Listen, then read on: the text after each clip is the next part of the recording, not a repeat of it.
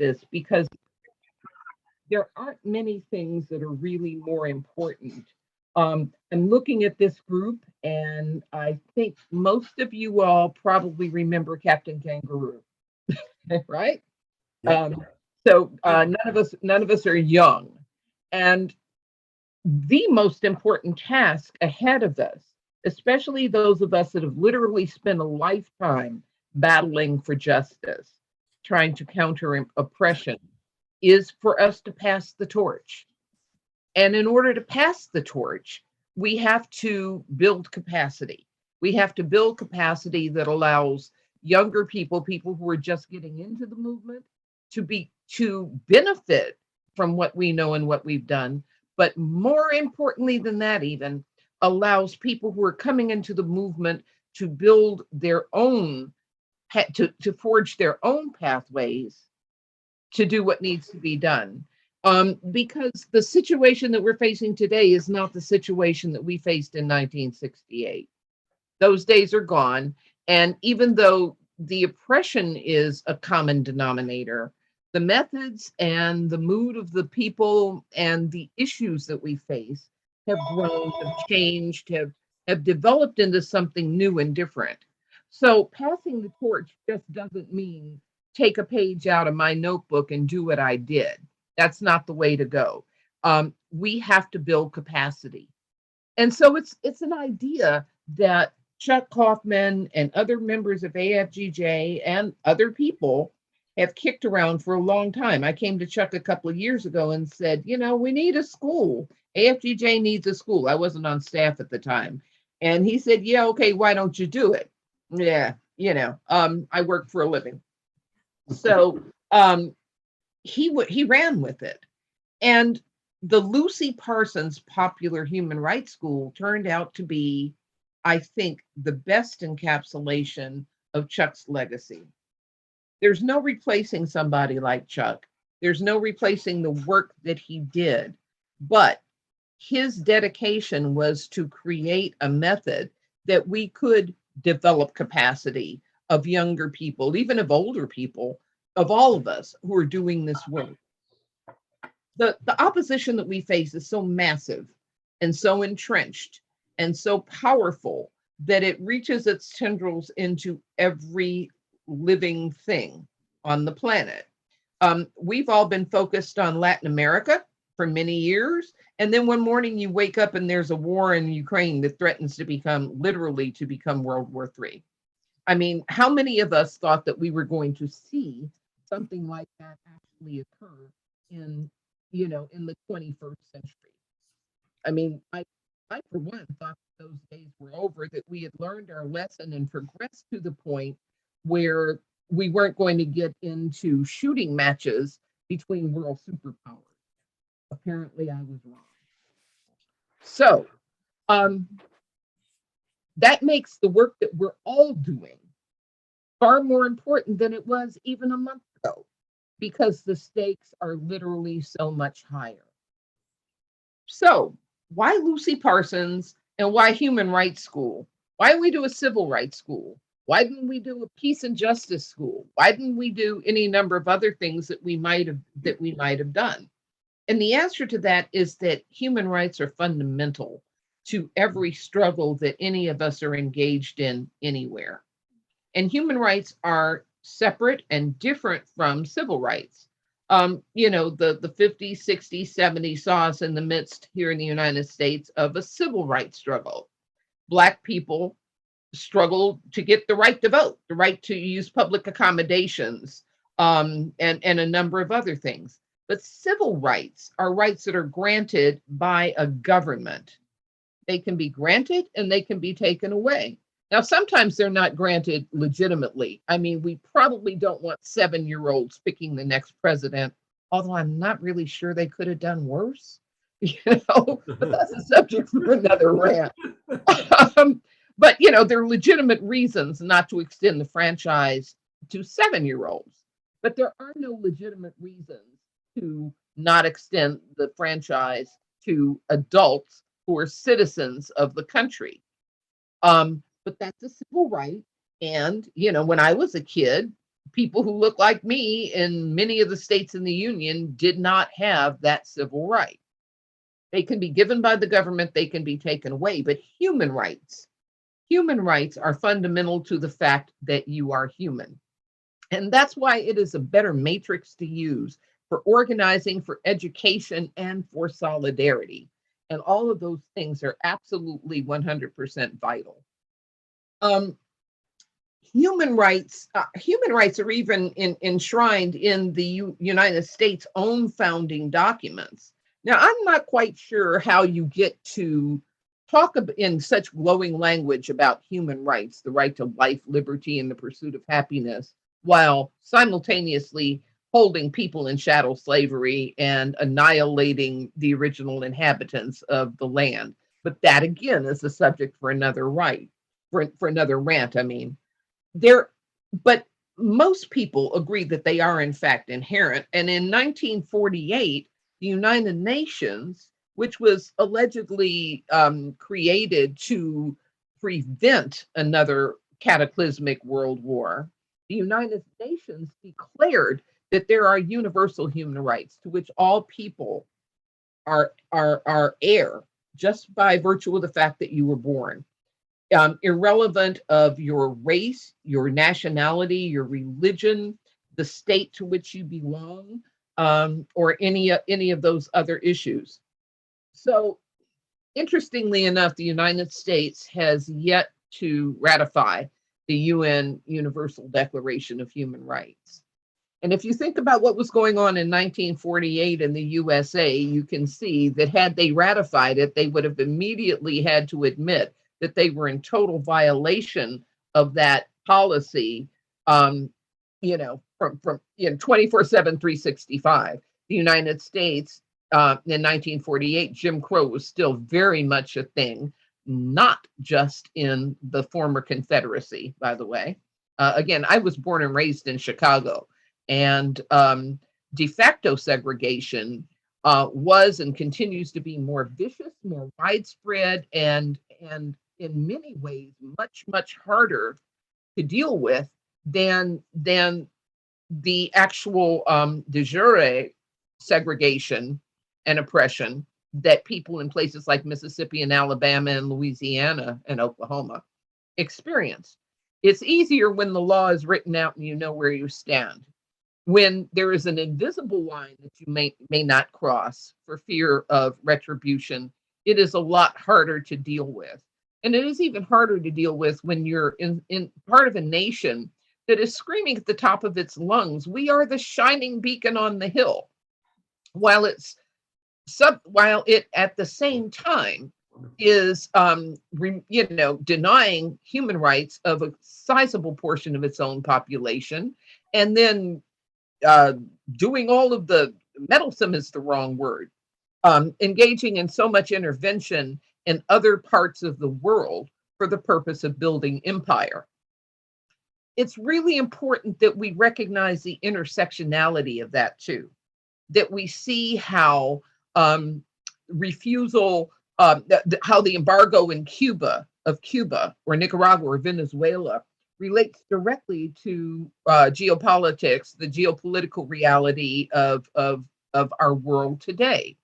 For instance, one of the things that a lot of people in the Southlands are very concerned about with regard to the Ukrainian war is that Russia has been the state that has been supportive of those nations, and one of their only sources for material, for trade and a lot of other vital things.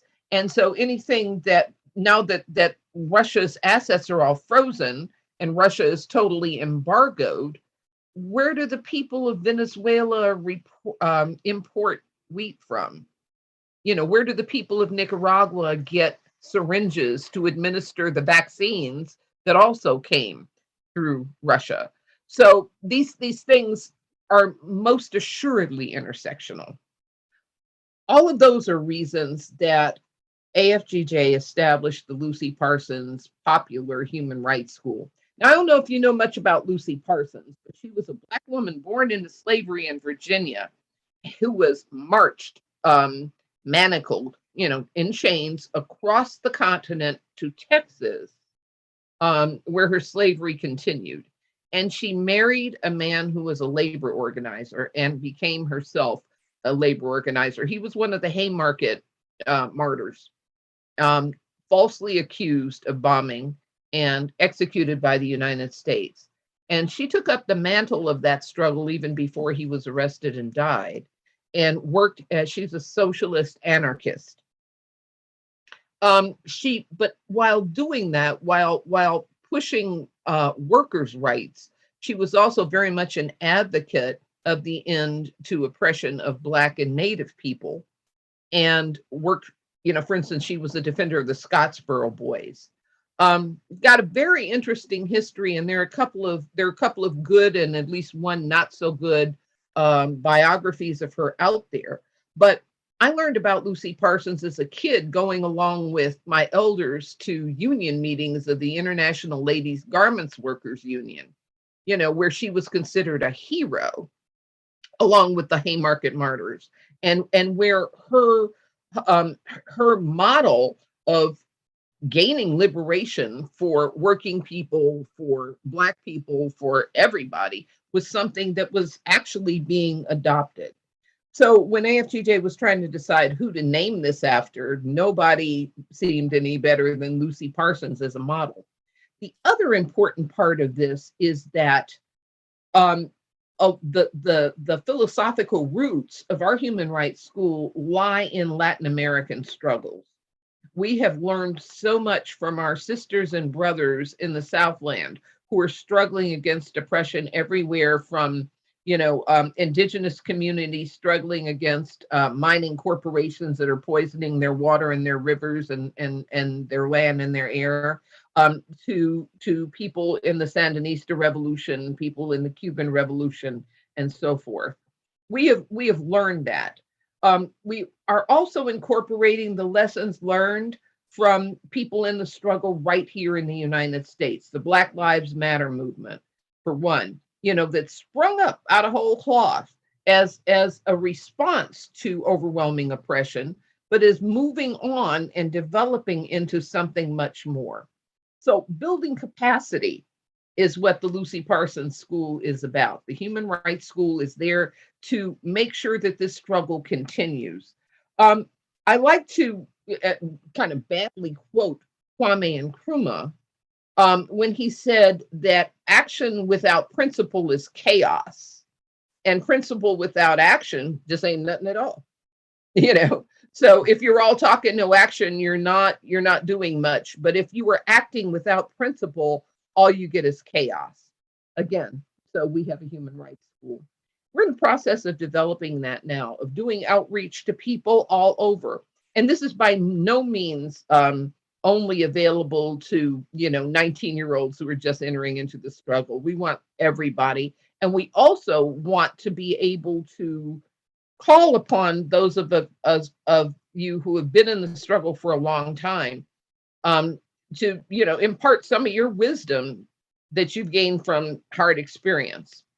So that's what we're about. We're looking to launch the first course in early summer. It's going to be virtual. There's 6 weeks of courses in the first go round, and it will be available to people who can't pay at no charge. We will ask people that are employed by well-funded organizations to kick in a few bucks. But for the most part, this is not a money-making endeavor for anybody. This is about making it possible to carry on this struggle and to do it in a principled way, and to recognize that human rights and human rights violations are the theme that underlies all of our struggles. We tend to be very siloed in this country. I worked for years against the death penalty and the carceral state. And when I would talk to somebody whose main issue was education, they'd say, yeah, but schools. But the fact of the matter is, the school to prison pipeline is a reality, and one that starts in preschool. It starts in Head Start. And so the situation that created lousy schools in Black and brown and poor areas of America is the same situation and the same set of circumstances that created the carceral state. You cannot separate them. So by learning this history and by identifying both of these issues as human rights issues, we're forming solidarity in more than a philosophical way. We're giving each other ammunition to use to create a different kind of society. And speaking of information and ammunition, one of the things that the Human Rights School is doing is creating a database of human rights violations. We are asking people to report both individual and community level or national level violations of human rights. We will catalog that information and make it available to anybody that needs it, because many of us end up struggling alone in our own little, somewhat isolated spheres without knowing that other people have walked the same walk and faced the same issues and perhaps have come up with solutions that we haven't thought of yet. So again, it's a matter of education, and it's a matter of creating philosophy, capacity rather, but doing it all in such a way that the underlying principles are clear. You can't be for liberation in one sphere if you, for instance, are oppressing people in another sphere. You know, if you're denying women their rights, then you're not talking about national liberation, because women are more than half of the population. If you're failing to deal with human rights as they apply to children, saying, well, it's more important for us to deal with, you know, some other issue first, then you're really not fighting oppression. You're really not countering oppression, because it's kind of like a tube of toothpaste.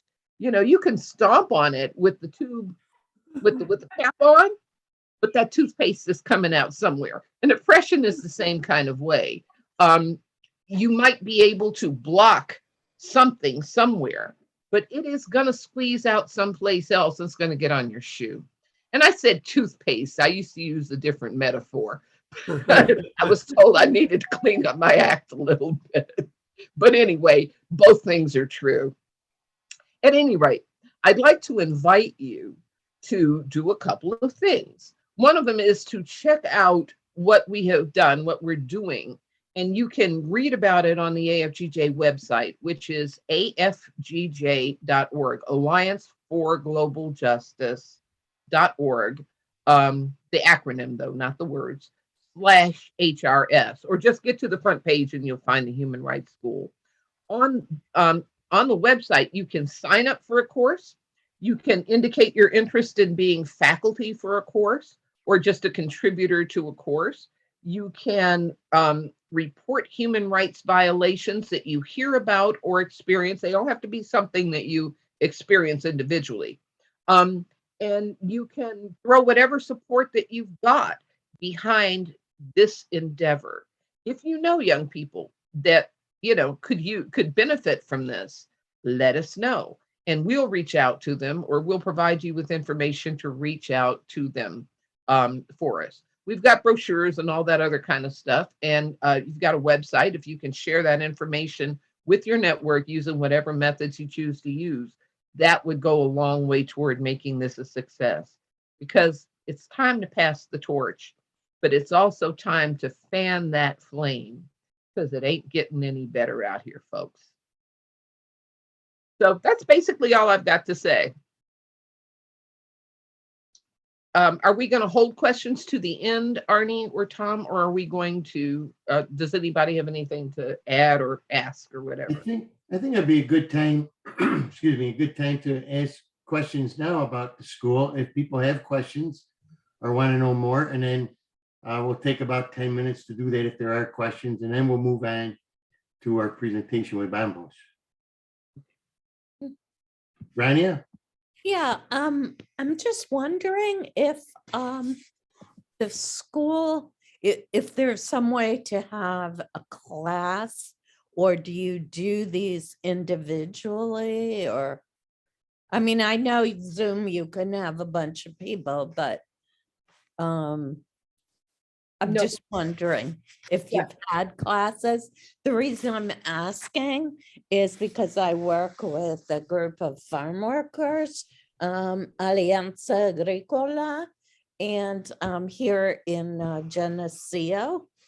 And they, and I'm wondering if, you could have a class for their leadership group is called the Gabinete.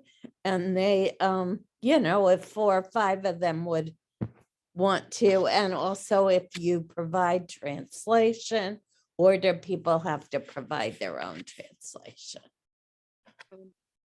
Yes, the entire curriculum. I can't hear you. Sorry. The entire curriculum will be presented to classes, not to individual people. And so, yes, it would be a class. We're using electronic. We're having, Okay, here. we're having trouble hearing you. You were fine before. Weird. I'm not muted. Is this any better? Yes. Yeah. Okay. So yeah, it's groups.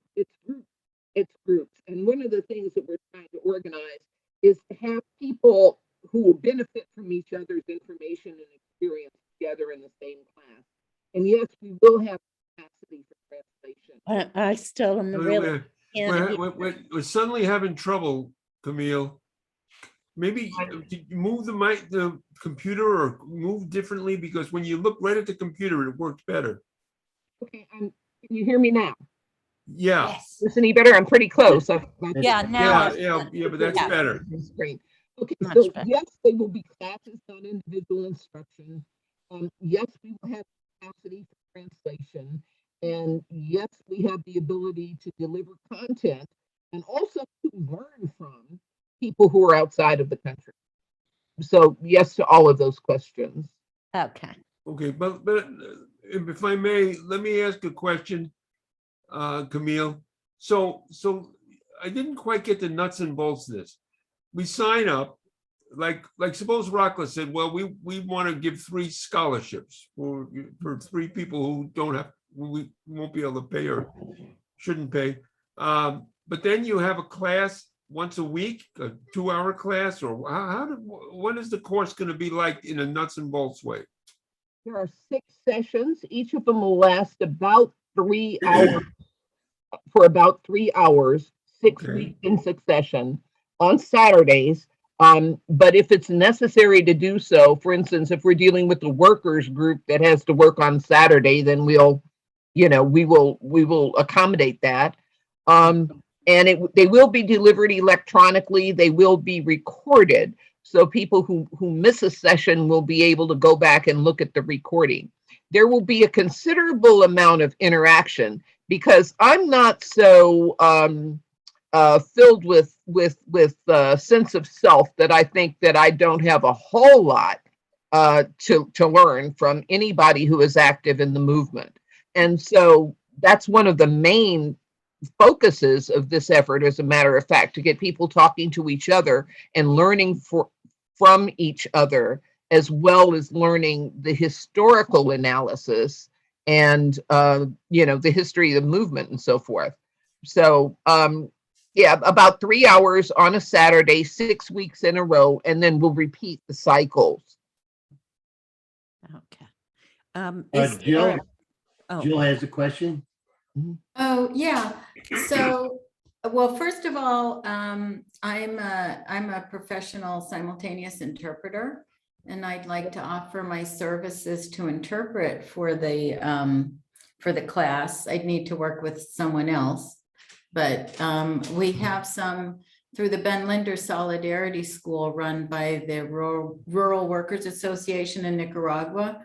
We did a session in 2020 and in 2021, and it worked really well. And we could approach some of the interpreters that volunteered for that. And also I know AfGJ has interpreters and so forth. But my question is more about the content of it. I'm probably in a weird situation, but actually there is activists that I know. I'm old, I just turned 60. But I don't have all this this wealth of experience of organizing for a lot of people. I guess I felt kind of busy raising kids and and working. But I do come from a Sandinista family, and I have real strong anti-imperialist instincts, but I don't have a lot of knowledge of the history of struggle, the real history of the United States. And I'd be, so do you see the school as teaching about different social movements, different social struggles in the US and other parts of the world, or talking about what the UN, the Universal Declaration of Human Rights is? That's what I guess I'd like a little more clarity about. Yes, all of the above. And the curriculum will vary somewhat depending upon who it is that we're talking to at the moment. So a group of students, for instance, who are 18 and 19 years old and haven't done much need a different set of different information than somebody who's been, literally in the streets for the last 10 years. But let's see. I'm looking at our curriculum page. I'm having tech problems, so forgive me here. But we plan to offer 2 different levels of certification, which will also enable people to function as human rights observers. So when people are doing actions, when they're, actually in the streets or doing something with the potential to need observation, they will be official observers wearing a vest that will mark them as an observer, for them to both serve as the eyes of the world upon police and other organizations like that tend to get, kind of frisky around actions, but also to be able to record and report this and to incorporate what happens into our database. And so this acts to some degree as a deterrent, as a safety factor for people engaged in direct action. But it also serves to document what's going on, both for purposes of further action, future action, or legal action, and also just for history, and so that people can learn from other people's work. Okay, I think at this point, we probably go to part B of our presentation tonight and ask Banbose to speak to us about Venezuela, and then we'll open that up, and then we can ask questions on either subject at the end of this. If I can say one more thing, Sure. if you write HRS for Human Rights School at afgj.org, I'll get the email and I'll answer your questions. So thanks a lot. Thank you. Thank you. Very interesting. Okay. Banbose. Okay. Can you hear me all right? No, No. you're gonna have to get right up to the computer, I think, right directly in front. Okay. How about now? No. No, Nope. there, that was good. But I need your help in disciplining me in terms of time. I have thought that I would raise a couple of points, and then we'll move to the question and answers. Okay, I tend to be long-winded sometimes, so I need your discipline. okay, well, you got a good 25 minutes and then we still have time for questions and answers. Okay, we want to look at Venezuela. Yeah. And we want to look at Venezuela, Good. and we want to look at it starting historically, not in the sense that folks traditionally look at history of South and Central America and the Caribbean. In that sense, we're saying we don't want to start with the coming of Columbus, but we want to acknowledge that for over 7,000 years, there were people living in Venezuela. And Venezuela has a strong and vibrant Indian culture. They're part of the International Indian Council, Indian Congress, and we have to take into note that point. So we'll raise a couple of points. The first Africans were brought to Venezuela in 1528 by German bankers as slaves. However, by 1532, 4 years later, you had the first slave revolt in Venezuela. Probably one of the most famous revolts were in 1552, which was a revolt that took place in the mines. The leader of the revolt, some of you may have heard of, he was called El Negro Miguel, or Rio Miguel, King Miguel. We have this relationship with Venezuela. And Venezuela is a very unique place. You can go to numerous houses in the United States, and you'll probably never see a picture of George Washington on a wall. In Venezuela, almost any house you go into, whether it's housing belonging to the right or the left, you will see a picture of Simon Bolivar on the wall. Simon Bolivar led a revolt to create what he called a Great America, which was not just the country of Venezuela, but Colombia, Peru, the rest of them. He wanted a united Latin America. However, in his first attempt, he was not successful and had to flee the country, and he fled to Haiti. And in Haiti, they gave him food, they gave him arms, they gave him money. He sent him back to Venezuela saying, we only ask one thing. When you free Venezuela, first thing you should do is free the slaves. The first of Haiti. Banbose, you have to turn your head a little bit. Speak right in the middle of the microphone. Every time you turn a little bit, we lose you. Okay. Sorry. The first president of Haiti, Pétain, was the one who sent Simon Bolivar back to Haiti. And of course, he went back to Haiti and struggled he went back to Venezuela and struggled for 2 years. And again, he had to flee Venezuela. And he came back to Haiti.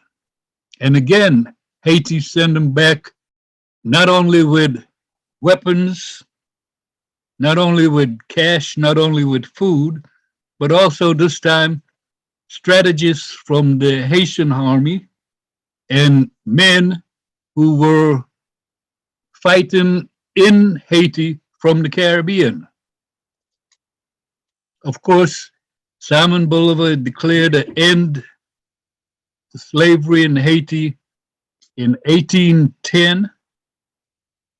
However, slavery in Haiti ended in 1854 because the policymakers in Haiti did not accept that declaration. So that's just some points that is important to the history. We want to look at history, more modern history. In 1998, Hugo Chavez won the elections. Now, before this, from the late 1980s there was all kind of problems in Venezuela because the World Bank and the IMF asked Venezuela to institute austerity programs. And the austerity programs raised the price of living, the price of food. Gas in Venezuela was 13 cents a gallon. They raised the price of gas. And it ended in serious week-long riots, many people killed and injured. The president of Venezuela at that time basically was overthrown. He came back and was president for another year in 1992. Hugo Chavez and some of the military people in Venezuela pulled a coup d'etat that was unsuccessful. This coup d'etat landed Hugo and many people in jail. Many people were killed in the coup. Hugo went to jail. His last official word after leaving the courthouse and going to jail was that we will be back. And by 1994-95, the president of Venezuela was Aldón, who was the president before, pardoned Hugo Chavez and the coup plotters, which allowed Hugo to run in the elections in 1998.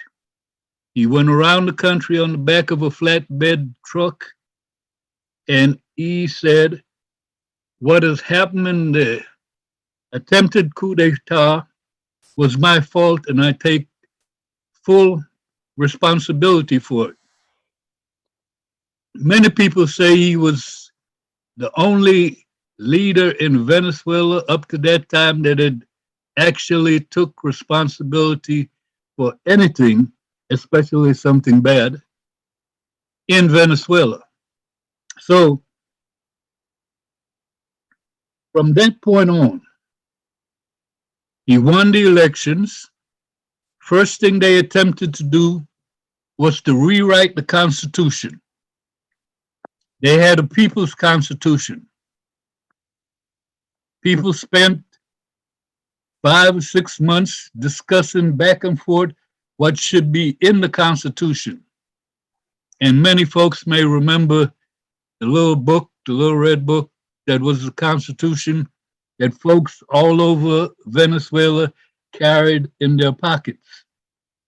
But at this point, the United States felt that this does not look well and that this is not exactly what we're hoping for.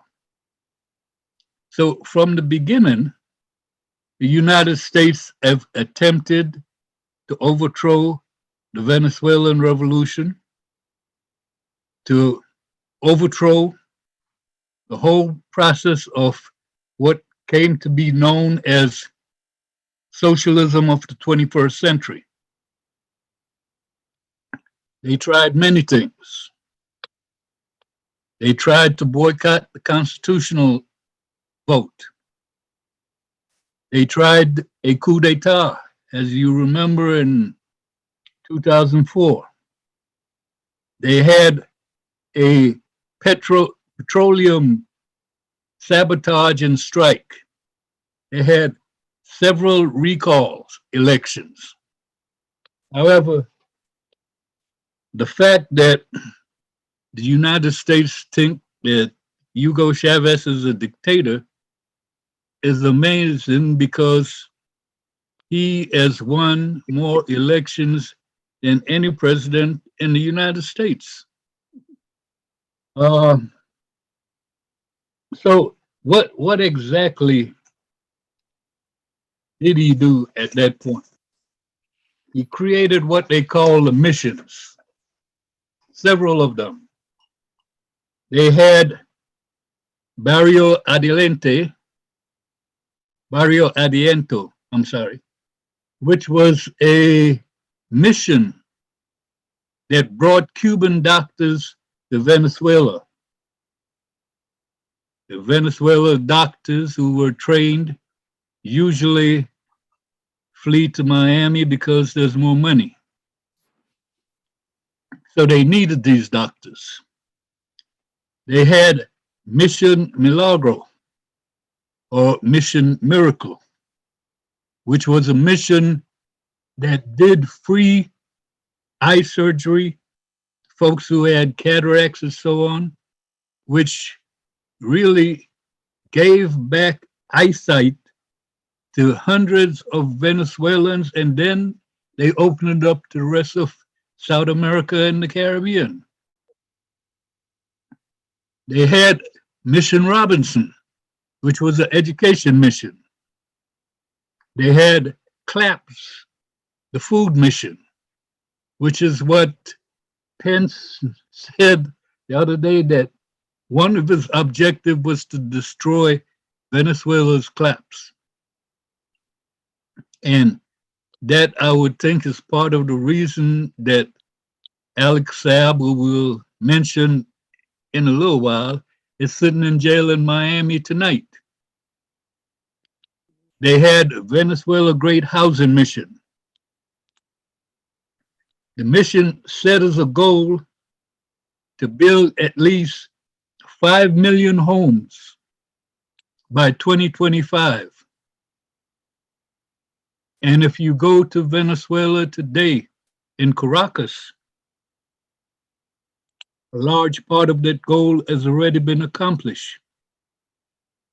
Many people who were living in barrios on the hillside, who in a great calamity, they had a mudslide in 2002, I believe, 2003, that killed just a huge number of people.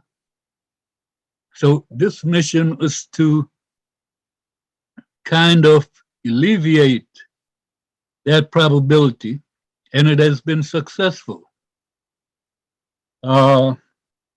They developed something called the Homeland Card, which allows the people of Venezuela to access the services of all these missions. They had an anti-poverty movement mission, whose job it was to reduce poverty in Venezuela.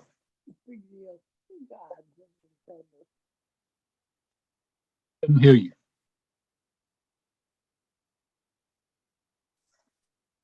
That if you look at Venezuela's foreign policy, from the very beginning, PSUV placed a great emphasis on Venezuela's relationship with Africa. They began opening up embassies throughout the continent. And today, I think the only countries that have more embassies, countries from South and Central America and the Caribbean, is Cuba and Brazil.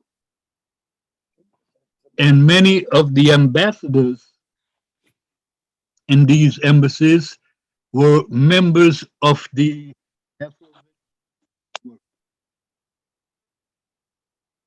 So you can begin to see that emphasis. However, they have problems with at least one country in Africa.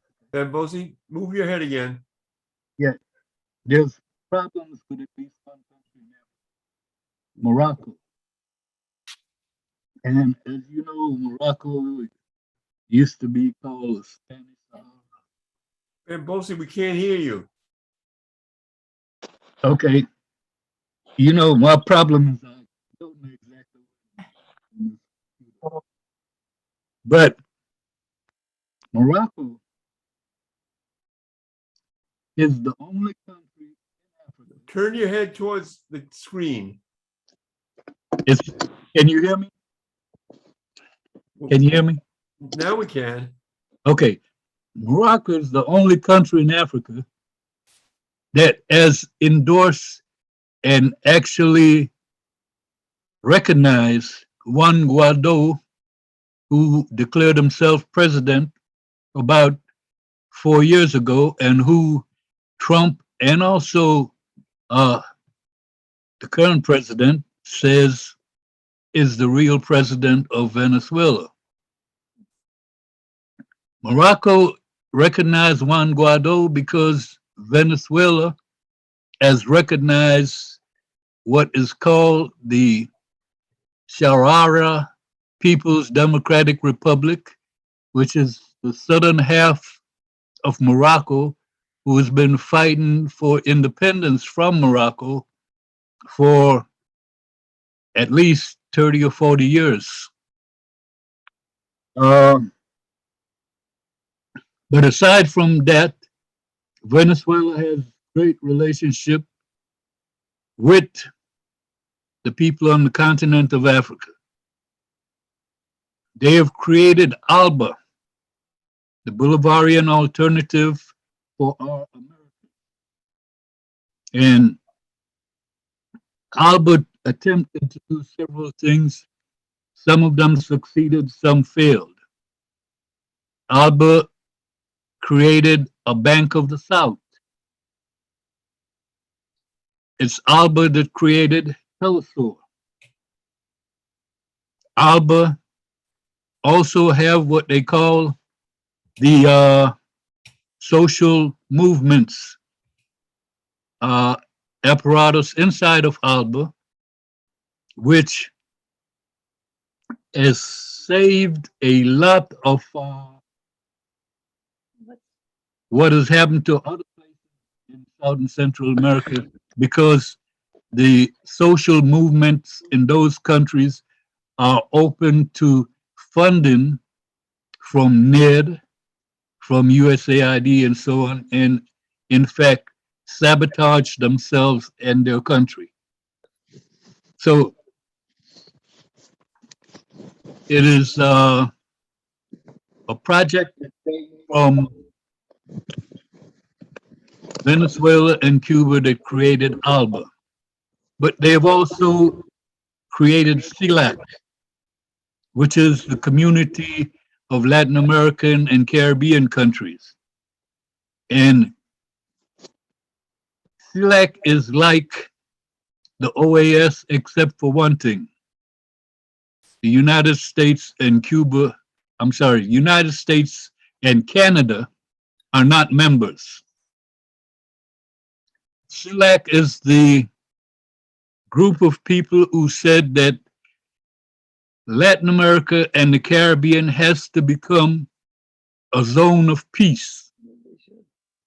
And they have been struggling against all kinds of attempts to create antagonism. There is, of course, in CELAC countries that are endowed by the United States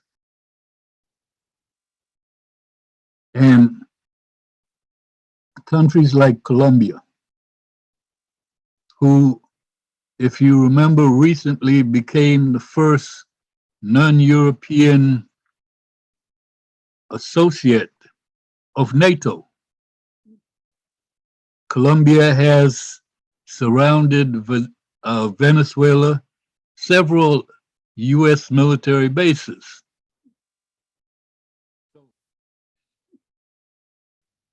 In that sense, that may give you some small idea of what Venezuela has been doing internationally. ALBA also produced PetroCaribe. PetroCaribe was a scheme to sell petroleum to countries in the Caribbean, Haiti, etc., at a very low interest rate, and even in exchange for services that those countries could provide. PetroCaribe has somewhat of a U.S. component, which you may be aware of because New York was one of the recipients of the Citgo Eaton Oil program, which gave heating oil to one of the boroughs in New York that serviced poor communities in the winter to keep people from freezing. And not only did they give the heating oil at a low rate, but they also gave it free to homeless shelters. PetroCaribe, because of the blockade and because of the price of gas, kind of fell apart in 2018. However, the last meeting of ALBA, they decided that they were going to emphasize restarting PetroCaribe. As you know, in the whole history of Venezuela, Hugo Chavez was the first and only president to say that he is African and Indian. And he was proud of that. He also said that he was the most feminist president that Hugo Chavez, that Venezuela has ever had. And part of the results of that can be seen in the labor movement, where both husbands and wife get paid maternity leave for 6 months, which they should have here in the United States also. The regime change plot on the part of the United States has just mushroomed into many faceted of situations, including attempted coups, financing of opposition, financing of elections. Ned, I'm not sure if you know, the National Endowment for Democracy, who says that at its founding, made a statement that said now they can do openly what the CIA have had to do on the cover for years. And that's what they do. Ned kind of bit its teeth into Venezuela.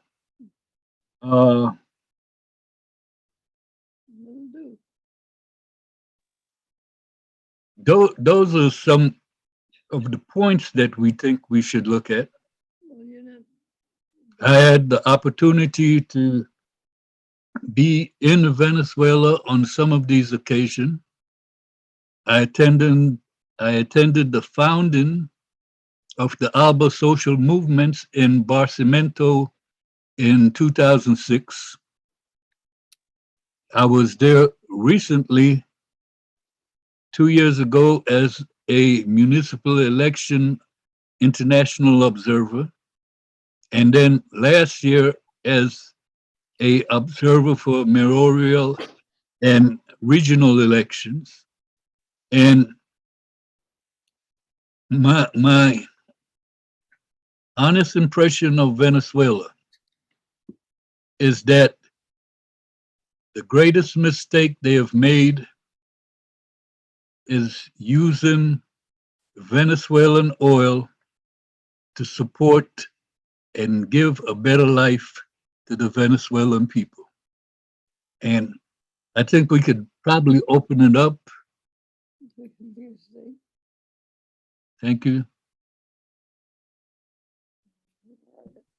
Thank you. Okay, thank you. Yeah, so we'll take some time now for questions from anybody that has questions for? And Camille is still online. Okay, so for either speaker. Questions?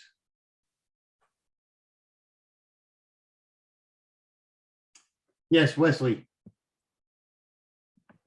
So thank you for the presentation. There's always a flip side to every story, and particularly in the case of Chavez, there's been a lot of criticism, as we all know. So I would like to hear what the speakers have to say about allegations of, you know, restrictions to the media and attacks on democracy and, you know, violations of civil rights that Chavez or that happened under Chavez long years in power. Is there some truth to that? Is it something that we need to weigh in? So I would just like to hear more details from, you know, because we hear again one side of the story. So what is the truth in the understanding of the speakers in regards to these accusations? Well, in terms Mambo, speak, you have to speak Yeah. directly in the middle. There you go. in terms of the question of this censorship, I think that the president, Carlos Perez, who was president during the time of the Corazon, was one of those people who published Venezuela newspapers with completely blank pages because the whole articles were edited out. The reality is that in Venezuela, there are many television stations, etc., who were part of the opposition, who were financed, of course, by industries here in the United States, and who were in the forefront of supporting the coup d'etat in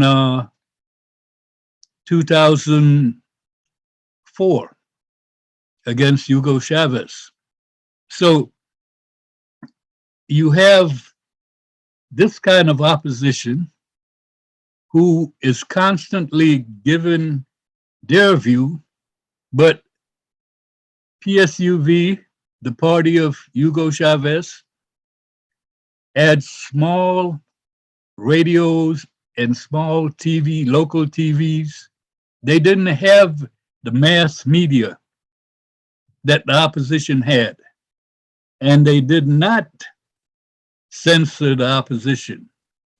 I think that one newspaper was closed down for participating in the coup d'etat, and they did participate.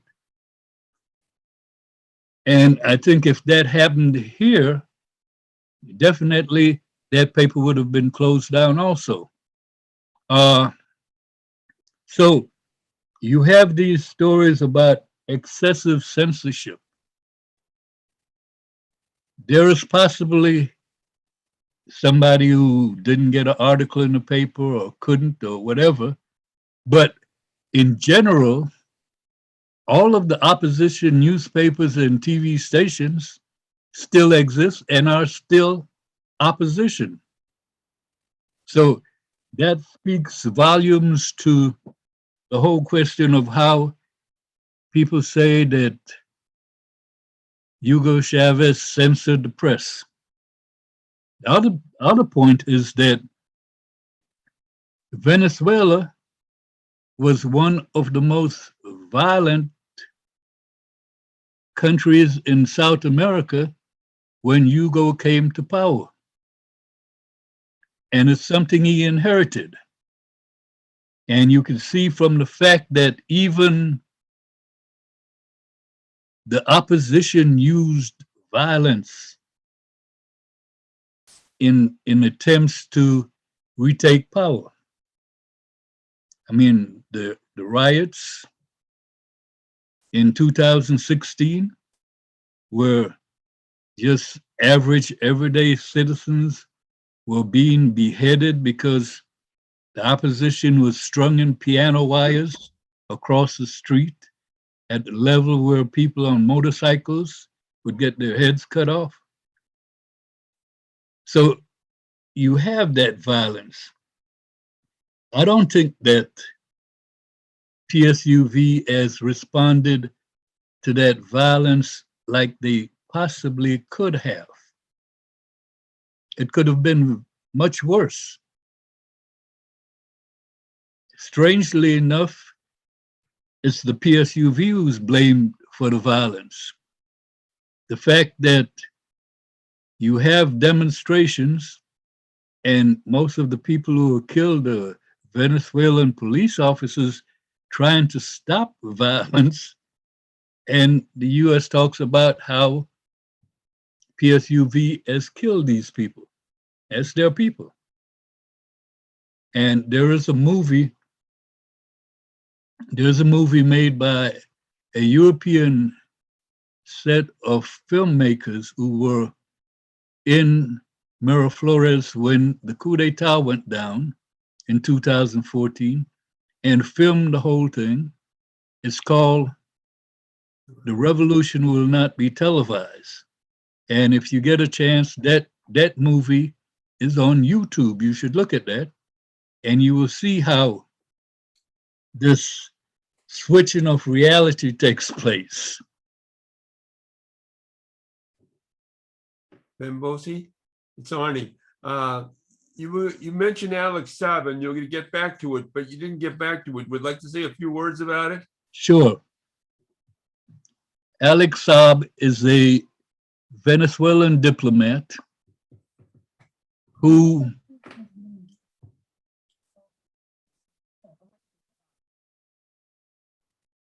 Alexa listens every time. But Alex Saab was responsible for buying food, medical supplies, oil to keep Venezuela running from international sources, Japan, China, Iran.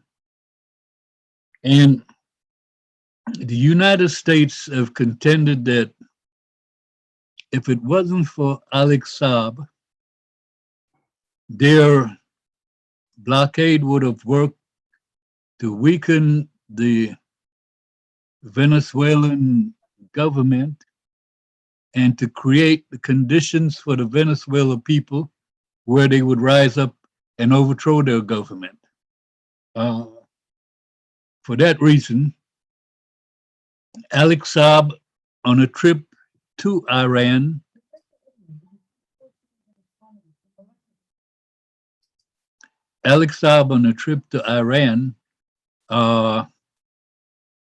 was arrested when his plane landed in Cape Verde, which is a little set of islands off the west coast of Africa. And he was held in Cape Verde for over a year. He was tortured. He was not given medical treatment. He has cancer. About a month before, he was kidnapped by the United States and brought to Miami. He was released from the prison and given house arrest.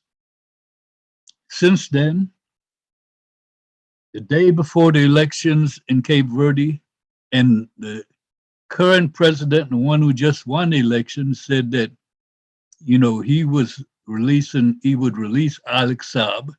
So Alex Saab was kidnapped from Cape Verde a day before the election and brought to Miami, where since then he faced 7 charges of money laundering, He went to court. 6 of the charges were dismissed. They're now discussing whether they should continue with the last charge and whether he's actually a diplomat or whatever else they think he might be. So there is a movement that has developed around freeing Alex Saab. And that movement has people from AfGJ who are working on it, especially one of the Venezuelan brothers, William Kamakara, who's from New York and who lives in New York. And he has a lot of information on Alex Saab. I met Alex Saab's family, well, at least his wife, and she is worried about what will happen to her husband. The latest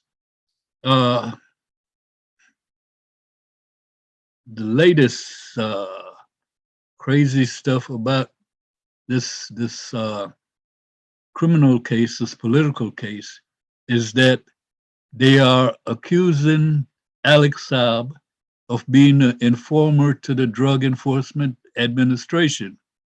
And they say, well, he's an informer, but Maduro knows that he's an informer, but it doesn't matter.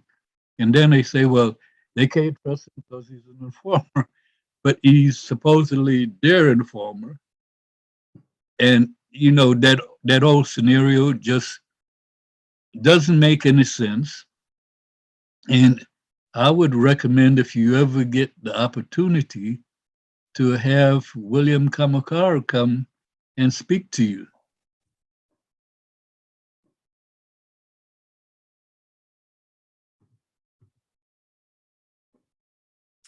Okay, we got time for one more question for either speaker.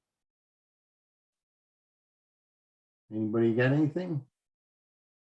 I'll just ask Camille, Tom, right now, the best way to get more information about the Lucy Parsons School is through AfGJ website, right? Correct. It's afgj.org. Okay, we can't hear you, but it sounded like yes. afgj.org/HRS. Can you hear me? Yeah, if you speak real close to the center of your computer. Okay. afgj.org. And you can look on the menu for the Human Rights School. And you can also email HRS for Human Rights School at afgj.org. And that will come to me or to one of the other team members in the collective. And if you'd like to support the Human Rights School fiscally, all those deductions are tax deductible. AfGJ is a 501c3 organization, and your generosity will make it possible to spread this training to more people. So, Fantastic. Well, thank you both so much for informing us about your different interests down there in Venezuela and the school. They both sound very informative, and we really appreciate your time for being here with us. Ernie, do you have anything you'd like to add? Yeah, Jill, give me a phone call. Check your chat.